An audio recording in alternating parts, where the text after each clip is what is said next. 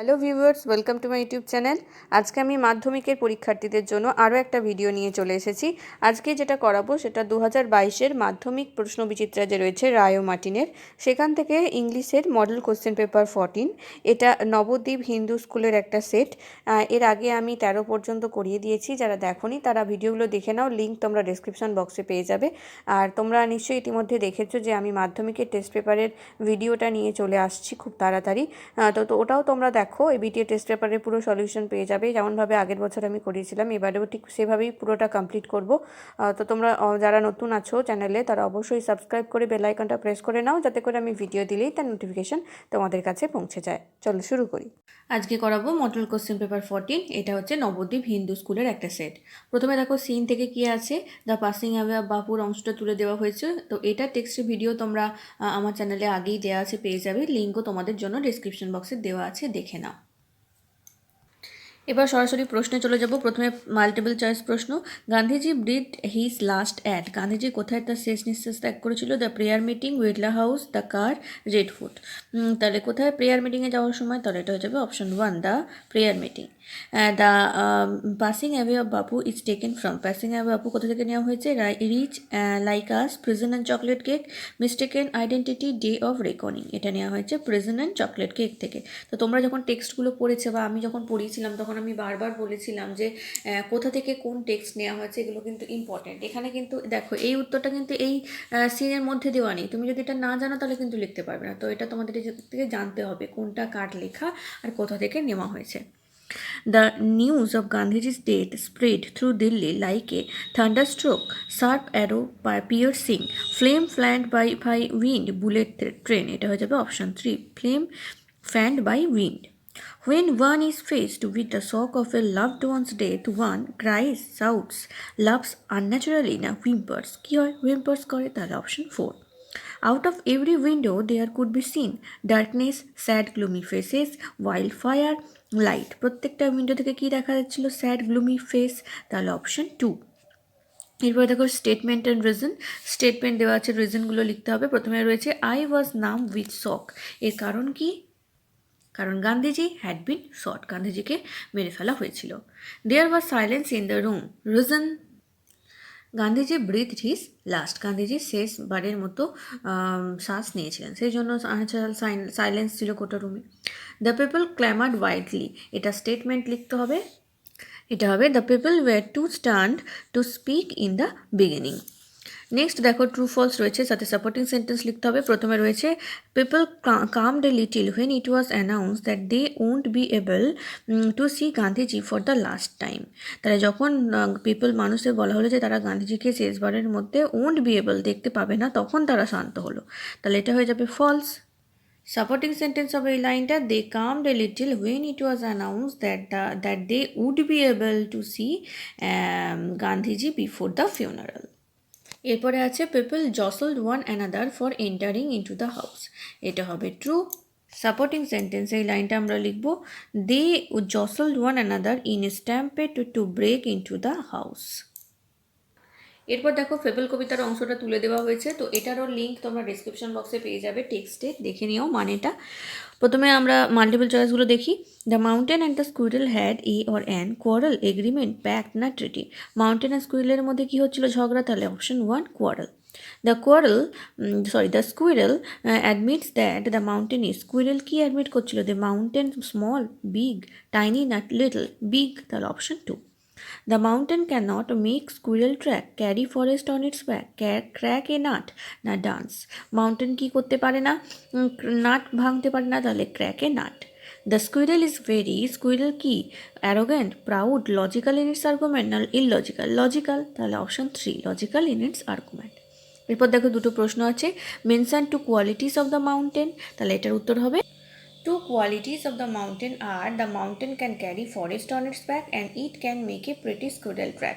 দুটো কোয়ালিটি কি না? মাউন্টেন তার পিঠে করে পর্বতকে বয়ে নিয়ে যেতে পারে এবং সে কাঠবিড়ালির জন্য সুন্দর রাস্তা তৈরি করতে পারে। 2 নম্বর প্রশ্ন, what according to the squirrel must be taken in together. স্কুইরেলের মতে কোন জিনিসটা একসাথে নেওয়া দরকার বা সব কিছু একসাথে নেওয়া দরকার? দেখো এটার অ্যান্সার হবে according to the squirrel all sorts of things and weather must be taken in together. স্কুইরেলের মতে সমস্ত প্রকার জিনিস এবং সমস্ত ওয়েদার একসঙ্গে করা দরকার। তাহলে সিন পোর্শন কমপ্লিট হলো, এরপর আমরা আনসিনে চলে আসবো। প্রথমে মানে এটা দেখে নিই। দেখো Kolkata, iconic former Indian footballer Chuni Goswami, who captained in the 1962 Asian Games old winning team and also played first-class cricket, died on Thursday after suffering a cardiac arrest.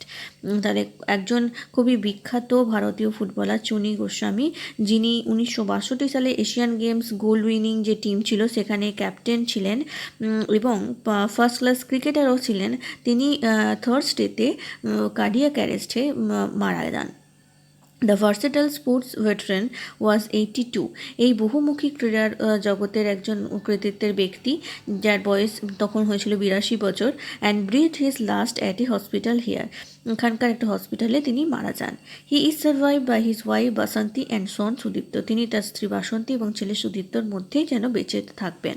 He suffered A cardiac arrest and died in the hospital at around 5 PM। A family source told PTI. তাহলে পিটিআইকে বলেছে family source একটা থেকে জানা গেছে যে তিনি cardiac অ্যারেস্টে মারা যান হসপিটালে দুপুর বা বিকাল 5টার দিকে। Goswami was also battling underlying ailments including diabetes and prostate and nerve problem. তাহলে এই চুনি গোস্বামীর আরও কিছু রোগ ছিল, যেমন হচ্ছে ডায়াবেটিস ছিল, প্রস্টেট আর নার্ভ প্রবলেমও ছিল। Born in Kishoreganj district of undivided Bengal which is now Bangladesh, the striker whose actual name was Subimal but was best known by his nickname, played 50 international matches between 1956 to 1964 including the 1960s Olympic in Rome। তাহলে কি বলছে যে খুশিগঞ্জ ডিস্ট্রিক্টে জন্মগ্রহণ করেছিলেন এই চুনি গোস্বামী, যেটা এখন বাংলাদেশে অবস্থিত। আর তিনি, তার আসল নাম ছিল সুবিমল। তিনি 50টা ইন্টারন্যাশনাল ম্যাচ খেলেছেন 1956 থেকে 1964 সালের মধ্যে, এমনকি 1960 সালে অলিম্পিক যে হয়েছিল রোমে সেটাও তিনি খেলেছেন। Besides ক্যাপ্টেনিং India to the Asian Games gold medal in 1962, he was also a part of the silver winning team in 1964 Asia Cup in Israel, which remains the country's best performance in the continental showpiece till date। এছাড়াও যে তিনি যে 1962 সালে যে gold winning টিমের Asian gold winning যে games হয়েছিল সেখানে যে গোল্ড উইনিং টিমের ক্যাপ্টেন তো ছিলেনই, এছাড়াও তিনি 1964 সালে এশিয়া কাপে যে হয়েছিল ইসরায়েলে, সেখানে সিলভার উইনিং যে টিম ছিল তারও তিনি ক্যাপ্টেন ছিলেন, যেটা কিন্তু কন্টিনেন্টাল একটা শোপিস হিসাবে কাজ করে। As a cricketer he represented Bengal in 46 first class games between 1962 and 1973। 1962 আর 1973 তিনি বেঙ্গলের 46 ফার্স্ট ক্লাস গেমসে রিপ্রেজেন্ট করেছেন। Goswami PK Banerjee who also died recently. Goswami ছাড়াও পিকে ব্যানার্জি, যিনিও রিসেন্টলি সম্প্রতি মারা যান, অ্যান্ড তুলসী দাস এবং Tulsi Das Balaram founded a deadly forward line during the golden era of Indian football. Indian ফুটবলের তার গোল্ডেন এরা তৈরি করেছিলেন এরা এই তিনজনে।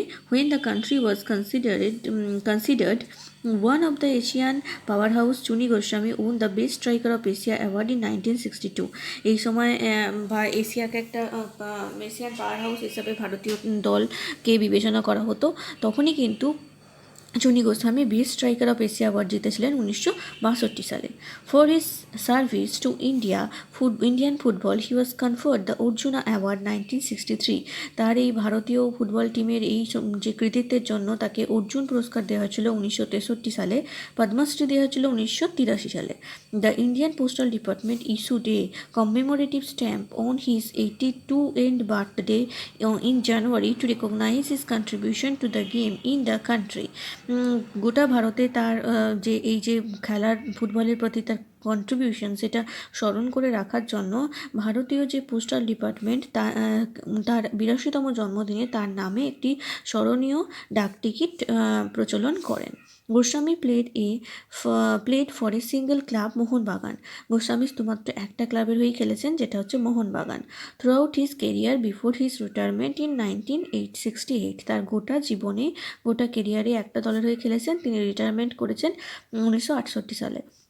তো 1968 সালে রিটায়ারমেন্ট পর্যন্ত তিনি মোহনবাগানের হয়েই খেলেছেন। He captained the club in 5 sessions from 1960 to 1964। 1960 থেকে 64-এ তিনি 5টা সেশনে ক্লাবের হয়ে ক্যাপ্টেনশিপ নিয়েছেন। He was conferred with Mohun Bagan Ratna in 2005। 2005 সালে তাকে মোহনবাগান রত্ন উপাধি দেওয়া হয়। The Times of India 30th April 2020। তাহলে এটা প্রথমেই দেখলে কলকাতা লেখে শুরু হয়েছিল, তো এটা একটা নিউজ পেপারের অংশ, সেই জন্য লাস্টে কোন নিউজ পেপার থেকে নেওয়া হয়েছে দেওয়া হয়েছে এবং ডেট। দেখো প্রশ্নে এবার যাব। প্রথমে রয়েছে মাল্টিপল চয়েস প্রশ্ন। Chuni Goswami was a footballer, a cricketer, both a footballer and cricketer, a dramatist, both a footballer and cricketer. তাহলে option C. Chuni Goswami died after suffering cancer, cardiac arrest, cerebral attack, kidney failure. Cardiac অ্যারেস্টে মারা গেছিল, তাহলে option B. He played Olympics in 1960 in Rome, Japan, China, South Africa. Olympic 1960 সালে কোথায় খেলেছিলেন তিনি? রোমে, তাহলে option A. He won the best striker of Asia award 1973, 1974, 1962, 1961। Best striker of Asia পেয়েছিলেন 1962, তাহলে option C. Dash was conferred with Mohun Bagan Ratna in 2005। 2005-এ কাকে মোহনবাগান রত্ন দেওয়া হয়েছিল? চুনি গোস্বামী, পি কে ব্যানার্জি, তুলসীদাস বলরাম না সৌরভ গাঙ্গুলি? চুনি গোস্বামীকে, তাহলে option A. He won the Padma Shri in, Padma Shri পুরস্কার কবে পেয়েছিলেন? 1983, 1963, 1962 না 1964? 1983-তে পেয়েছেন, তাহলে অপশন এ। এরপরে দেখো ট্রু ফলস, সাথে সাপোর্টিং সেন্টেন্স। প্রথমে রয়েছে Goswami played for double club, দুটো ক্লাবের হয়ে খেলতেন গোস্বামী। ফলস, কারণ তিনি সিঙ্গেল ক্লাবের হয়ে সবসময় খেলেছেন। তাহলে এই সাপোর্টিং সেন্টেন্সে আমরা এই লাইনটা লিখবো, Goswami played for a single club Mohun Bagan through out his career before his retirement in 1968। 2 number, Kishoreganj district is in West Bengal. Kishoreganj district এখন পশ্চিমবঙ্গে অবস্থিত, এটাও ফলস হয়ে যাবে। সাপোর্টিং সেন্টেন্স হবে যে এই লাইনটা, born in Kishoreganj district of undivided Bengal which is now in Bangladesh. ঠিক আছে। Next, Goswami with others build golden era in football team. Goswami অন্যদেরকে নিয়ে ভারতীয় ফুটবল টিমের একটা গোল্ডেন এরা তৈরি করেছিলেন, এটা হবে ট্রু। আর এই সাপোর্টিং সেন্টেন্সে লিখবো এই লাইনটা, Goswami, P K Banerjee who was also died recently and Tulsidas Balaram formed a deadly forward line during the golden era of Indian football. এরপর দেখো 4টে প্রশ্ন রয়েছে। প্রথম প্রশ্ন, how many matches are played by Goswami between 1956 to 1964। 1956 থেকে 1954 সালের মধ্যে গোস্বামী কটা ম্যাচ খেলেন? 50 international matches were played by Goswami between 1956 and 1964। 1956 থেকে 1964 এর মধ্যে 50টা ইন্টারন্যাশনাল ম্যাচ চুনি গোস্বামী খেলেছেন। Next question, what is the original name of Chuni Goswami? Chuni গোস্বামীর আসল নাম কি? Subimal Goswami was the original name of Chuni Goswami. Chuni গোস্বামীর আসল নাম হচ্ছে Subimal Goswami. Next question, what were the elements that work as catalyst in Goswami's death? Goswami যে মারা গেছিলেন তার জন্য আর কি কি রোগ তার দায়ী ছিল? Diabetes, prostate and nerve problems were the elements that worked as catalyst in Goswami's death. গোস্বামীর মৃত্যুর পিছনে ডায়াবেটিস, তারপরে হচ্ছে প্রস্টেট আর নার্ভ প্রবলেমও কিন্তু দায়ী ছিল। এরপরে প্রশ্ন, ডেসক্রাইব গোস্বামীর স্পোর্টস কেরিয়ার। গোস্বামীর স্পোর্টস কেরিয়ারটা বর্ণনা করো। Goswami was an iconic former Indian football player who played 50 international matches,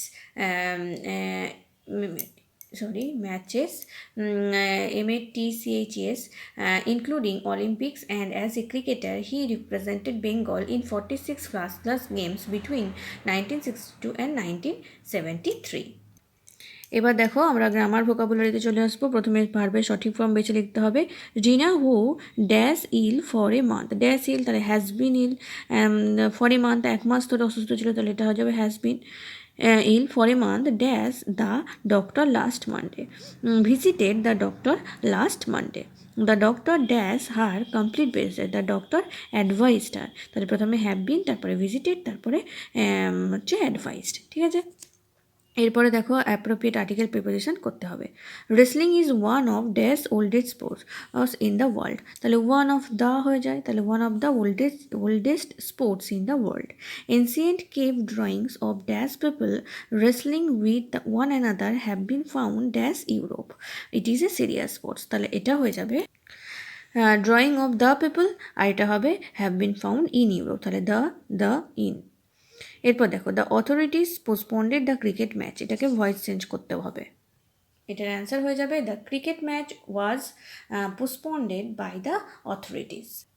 2 নম্বরে রয়েছে is there anybody there said the traveller, change the into indirect speech.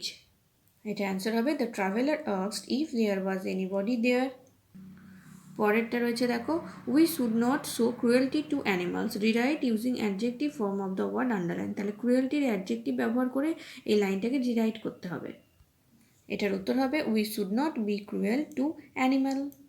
এরপরে আছে ফ্রেজাল ভার্ব। প্রথমে রয়েছে ফলোড, ফলোড হবে went after. Next read, read মানে read হবে go through. আর তারপরে হচ্ছে ডিস্ট্রিবিউটেড, এটা হয়ে যাবে গেভ অ্যাওয়ে। এরপরে এই যে লাইনগুলো আছে তার যা মানে, সেই একই মানের ওয়ার্ড আমাদেরকে আনসিন থেকে খুঁজে লিখতে হবে।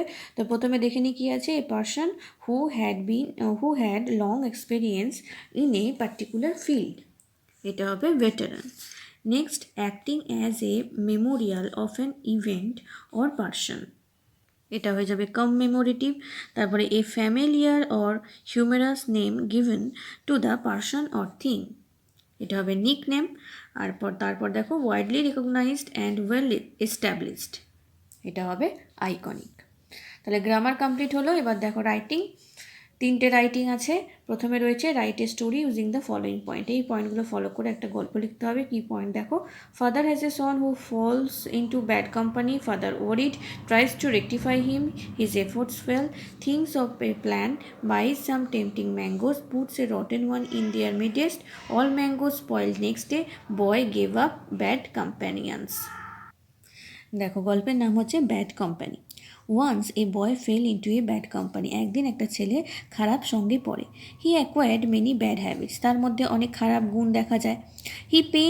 ইট পেইন্ড হিজ ফাদার, এটা তার বাবাকে যন্ত্রণা দেয়। His father tried his best to set him right but to know avail, তার বাবা তাকে সঠিক পথে নিয়ে আসতে যায় কিন্তু সবই বৃথা হয়। One day the father thought a good plan to mend his son, একদিন তার বাবা তার ছেলেকে ঠিক করার একটা পথ বা একটা চিন্তা মানে একটা আইডিয়া পায়। He went to the fruit market and brought some fresh mangoes and put a rotten one in their middle, তিনি বাজারে গেলেন এবং কিছু ভালো আম কিনে নিয়ে এলেন, তার মাঝে একটা পচা আমকে রেখে দিলেন। He came home and said to his son, বাড়িতে এসে তিনি তার ছেলেকে বলেন, put this mangoes in the kitchen, যাও রান্নাঘরে এই আমগুলো রেখে দাও। দ্য বয় ডিড সো, ছেলেটাও তাই করে।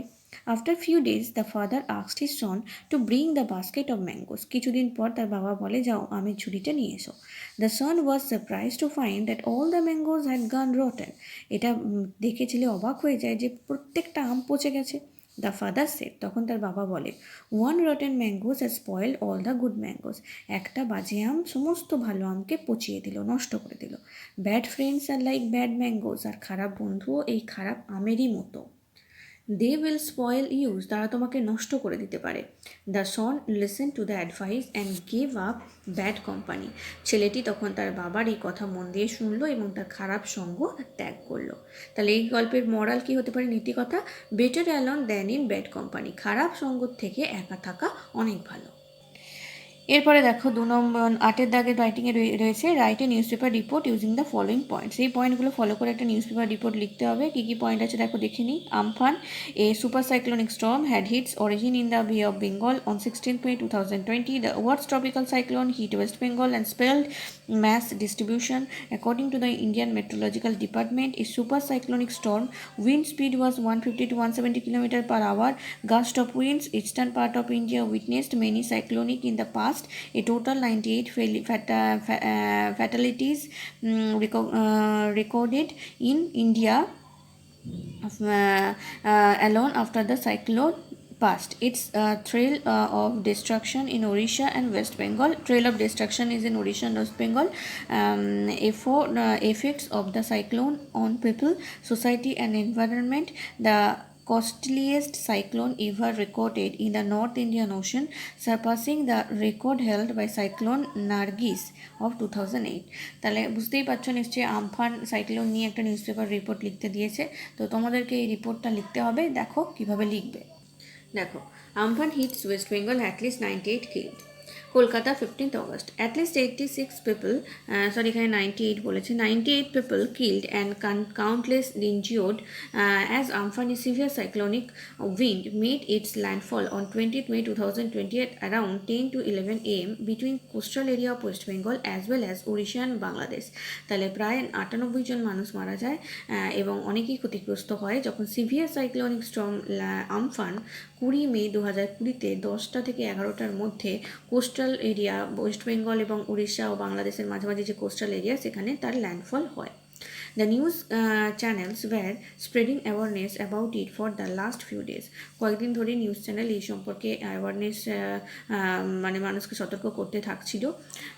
This power of the cyclone was deadly and it's crashed on mainly coastal area of West Bengal. এর যে ঝড়ের যে গতিবেগ মারাত্মক ছিল, যার ফলে পশ্চিমবঙ্গের যে উপকূলবর্তী এরিয়া সেগুলো প্রায় ক্ষতিগ্রস্ত হয়ে যায়, ধ্বংস হয়ে যায়। It also affected Odisha and Midnapore, Orissa এবং মিদনাপুরও ক্ষতিগ্রস্ত হয়। This devastating storm took around 98 lives and destroyed the shelters of countless people. 98 জনের প্রাণ নেয় এবং অনেক মানুষকে একেবারে ঘর ছাড়া করে ফেলে।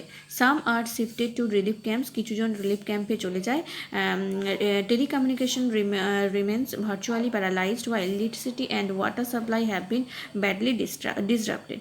টেলিকমিউনিকেশন যে সিস্টেম সেটা একেবারেই বিনষ্ট হয়ে যায়, ইলেকট্রিসিটিও চলে গেছিলো, ওয়াটার সাপ্লাইও ডিস্টার্বড হয়েছিল। The government is planning to repair the damage to the urgent basis. Government খুব মানে জরুরি ভিত্তিতে এই সমস্ত ড্যামেজগুলো, ক্ষতি যে হয়েছিল সেগুলো ক্ষতিগ্রস্ত জায়গা ঠিক করার চেষ্টা করতে থাকে। Chief minister of the state has also announced A compensation for the dead and injured. পশ্চিমবঙ্গের যিনি মুখ্যমন্ত্রী তিনি কিন্তু এই যারা এই ঝড়ে মৃত এবং ক্ষতিগ্রস্ত হয়েছিল তাদের জন্য একটা কম্পেনসেশনও দেওয়া হবে বলে ঘোষণা করেন। বুঝতে পারলে আমফান নিয়ে একটা নিউজ পেপার রিপোর্ট। আমফানটাও এবছরে খুব গুরুত্বপূর্ণ, কারণ এটা রিসেন্ট ঘটে যাওয়া ঘটনা, তো এটাও কিন্তু আসতে পারে, তোমাদের ভালো করে পড়বে। পরবর্তী যে রাইটিং রয়েছে দেখো, write a letter to your friend and share experience about online classes as the whole world was suffering from corona virus pandemic and so our government announced lockdown and the people were staying at home. তাহলে তোমার বন্ধুকে একটা চিঠি লেখো online class সম্পর্কে তোমার যে experience, কারণ গোটা পৃথিবী করোনা ভাইরাসে ক্ষতিগ্রস্ত এবং গভর্নমেন্ট তাই লকডাউন ঘোষণা করে দিয়েছে, যার ফলে ঘরে থেকেই অনলাইনে ক্লাস করতে হচ্ছে। আর এই অনলাইন ক্লাসের যে এক্সপিরিয়েন্স সেটা শেয়ার করে বন্ধুকে চিঠি লিখতে হবে। দেখো, প্রথমে আমি বলেছি যাকে পাঠাচ্ছ, মানে যে চিঠিটা পাঠাচ্ছে, তুমি যে পাঠাচ্ছ, এখানে ডান দিকের কোণে তার ঠিকানাটা লিখবে। তাহলে এখানে তোমার ঠিকানা লিখলে, তারপর শুরু করলে ডিয়ার বলে বন্ধুর নাম। Hope you are well during this pandemic situation. আশা করি তুমি এই প্যান্ডেমিক সিচুয়েশানে ভালোই আছো। আই এম ফাইন, আমিও ভালো আছি। Today I am going to write you my experience about online classes. আজকে আমি তোমাকে আমার যে অনলাইন ক্লাসের অভিজ্ঞতা সেটা নিয়ে চিঠি লিখে জানাতে চলেছি। Next paragraph. We all know that COVID pandemic has triggered a new way of learning. আমরা সবাই জানি কোভিড প্যান্ডেমিকের জন্য গোটা পৃথিবী জুড়ে একটা নতুন ধরনের শিক্ষা ব্যবস্থা চালু হয়েছে। All around the world, educational institutions are looking forward towards online learning platforms to continue with the process of educating students. গোটা পৃথিবী জুড়ে সমস্ত যে ইনস্টিটিউশনগুলো রয়েছে এডুকেশনাল, তারা সবাই এখন অনলাইন ক্লাসের মাধ্যমে পড়াশোনা চালিয়ে যাচ্ছে। Me to doing online classes, আমিও অনলাইন ক্লাসই করছি। মাই online learning experience is completely different than what I am use to doing in the physical classroom. ক্লাসরুমে থেকে যেরকম পড়াশোনা করতাম সেখানের থেকে অনলাইন ক্লাসের অভিজ্ঞতা আমার একেবারেই অন্যরকম। At first I was enjoying it, প্রথমে আমার এটা খুব ভালো লাগছিল, but later felt some problems, কিন্তু পরবর্তীকালে কিছু সমস্যা আমি ফিল করলাম। In physical classes my teachers can help me in case of any doubts. Physical ক্লাসে মানে ক্লাসের মধ্যে থেকে যে পড়া, সেখানে টিচাররা আমার যে কোনো ডাউট ক্লিয়ার করতে পারতো। বাট ইন অনলাইন ক্লাস, কিন্তু অনলাইন ক্লাসে I have to use the resource by myself, কিন্তু অনলাইন ক্লাসে আমাকে নিজেকেই রিসোর্স খুঁজতে হচ্ছে। And there is less communication with the teacher, টিচারের সঙ্গে কথোপকথনটাও অনেক কম হচ্ছে, কারণ এটা লিমিটেড টাইমের মধ্যে হয়ে গেছে। Sometime poor internet connectivity creates এ মেস, কিছু কিছু সময় ইন্টারনেটেও ঠিকঠাক কানেক্টিভিটি আসছে না, যার ফলে একটা প্রবলেমের সৃষ্টি হচ্ছে। I am also missing the lively and joyful ambience of A classroom. ক্লাসরুমের যে সেই আনন্দ, সেই যে একটা মুহূর্ত, ক্লাসরুমের যে যে হ্যাপি একটা এনভায়রনমেন্ট সেটাও কিন্তু আমি মিস করছি অনলাইন ক্লাসের মধ্যে। So I personally prefers offline learning, সেই জন্য আমি ব্যক্তিগতভাবে অফলাইন লার্নিংকেই বেশি পছন্দ করি। And hope the world soon goes back to the former one, আর আশা করি এই পৃথিবী খুব তাড়াতাড়ি আবার আগের অবস্থায় ফিরে যাবে। পরের প্যারাগ্রাফ, নো মোর টুডে, আজ আর নয়, write me back your experience about online class, তোমার অনলাইন ক্লাস সম্পর্কে যে অভিজ্ঞতা সেটা আমাকে লিখে জানিও। Stay home and stay safe, ঘরে থাকো এবং সুস্থ থাকো। তারপরে হচ্ছে ইয়োর লাভিং ফ্রেন্ড দিয়ে নাম। তাহলে বাঁদিকের কোণে লিখতে হবে কি না, যাকে চিঠি পাঠাচ্ছ তার ঠিকানা। তাহলে এখানে তার ঠিকানাটা লিখুন। তাহলে মনে রাখবে, চিঠির শুরুতে একদম ডান দিকের কোণে একদম মাথায় কার ঠিকানা, তোমার ঠিকানা এখানে।